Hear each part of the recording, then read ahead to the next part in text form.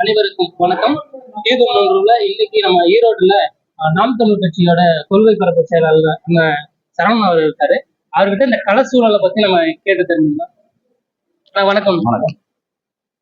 ஈரோடு இடைத்தேர்தல் முன்ன இருந்த இடைத்தேர்தல் பொது தேர்தல் அது தொடர்பா இப்ப 3வது இடைத்தேர்தல் வருது. இதுல எந்த அளவுக்கு மக்கள் நாம் தமிழ் கட்சி தேடுறாங்களா? இடைத்தேர்தல் அப்படின்னாலே மக்கள் ஒரு பக்கம் மகிழ்ச்சியா இருக்கிறத பார்க்க முடியுது.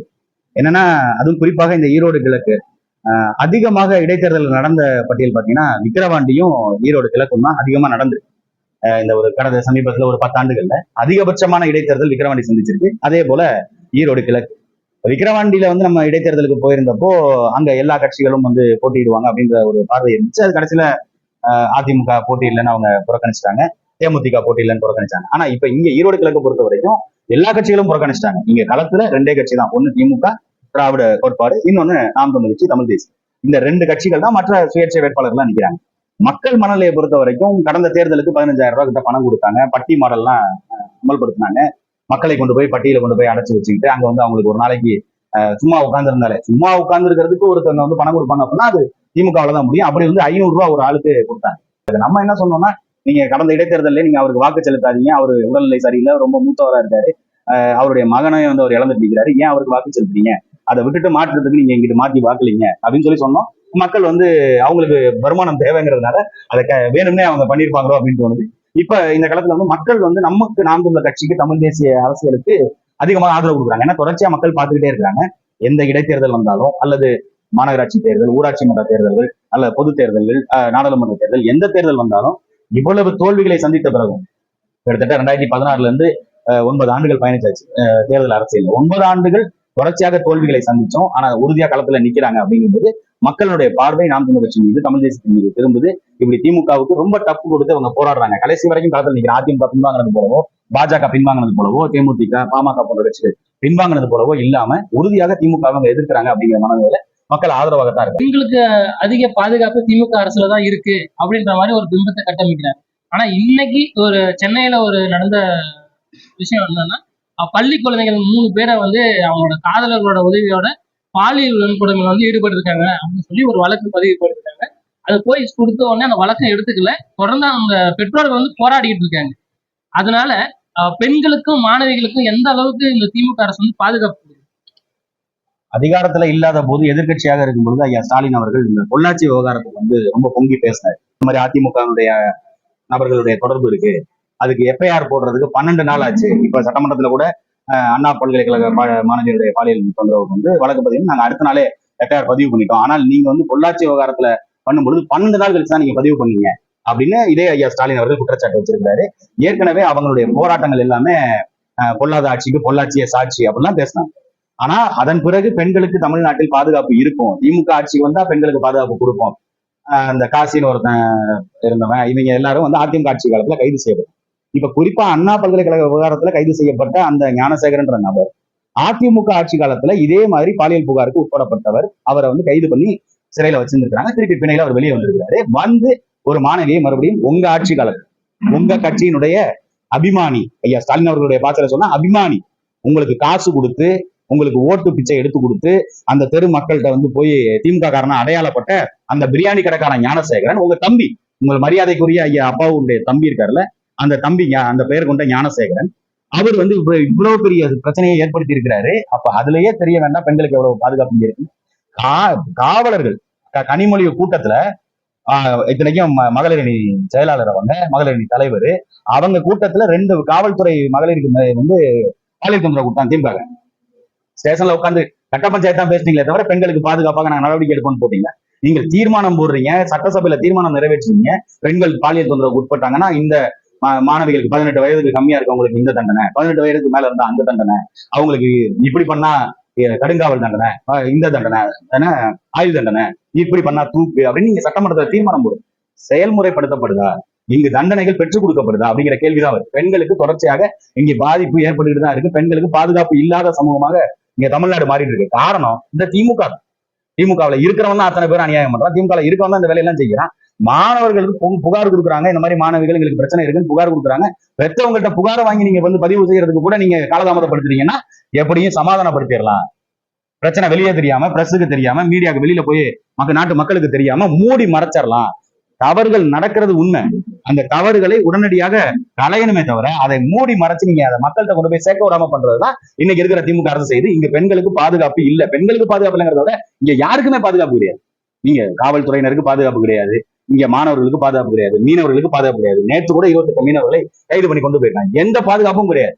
ஏதோ ஓடிக்கிட்டு இருக்கு, ஏதோ பழம் ஓடிக்கிட்டு இருக்கு. இந்த ஆட்சி முடிகிற வரைக்கும் வேற வழி இல்லைன்னு மக்கள் பல்ல கட்சிக்கிட்டு இருக்காங்க. இதே பள்ளி குழந்தைகள் வந்து வட மாநிலத்துல வந்து கபடி விளையாட போன பெண் குழந்தைகளை வந்து கொடூரமான தாக்குதல் நடத்திருக்காங்க வட மாநிலத்துல.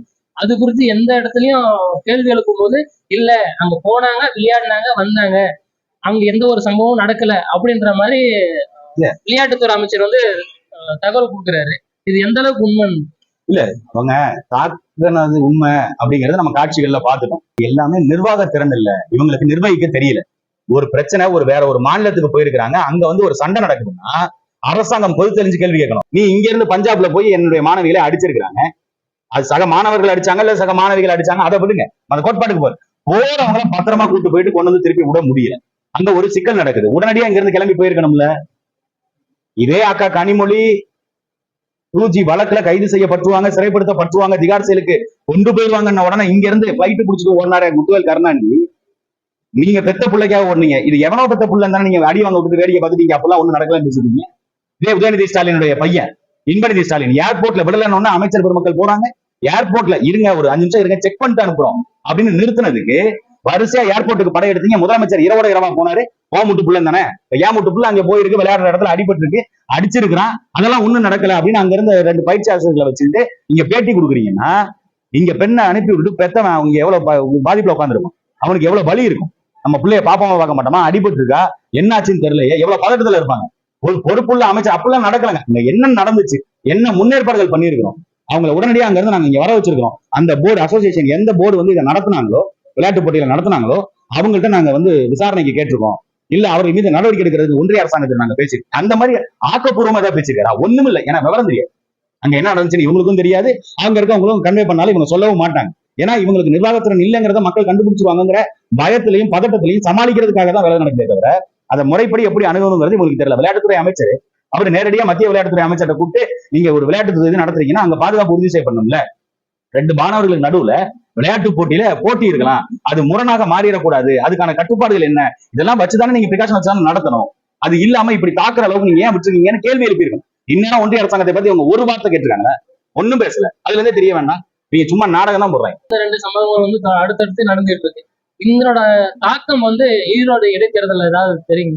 அண்ணா பல்கலைக்கழக மாணவியினுடைய பிரச்சனையா இருக்கட்டும், இப்ப இன்னைக்கு நீங்க சொல்ற அந்த சென்னையில பள்ளி மாணவிகளுக்கு நடந்த பிரச்சனை, இது குறித்து அவங்களுக்கு ஒரு தெளிவு இருக்கலாம், ஒரு பார்வை இருக்கலாம். ஆனா அங்க வந்து பஞ்சாப்ல நடந்தது வந்து இன்னும் யாருக்குமே அது முழுமையான தகவல்கள் எந்த விவரங்களும் முழுமையா வந்து சேரல. அப்ப அது வந்து மக்கள் மத்தியில போய் சேர்றது 26 தேர்தல்ல தான் அது எதிரொலிக்கும். ஈரோடு இலக்கு இடைத்தேர்தல் கிட்டத்தட்ட நெருங்கிடுச்சு.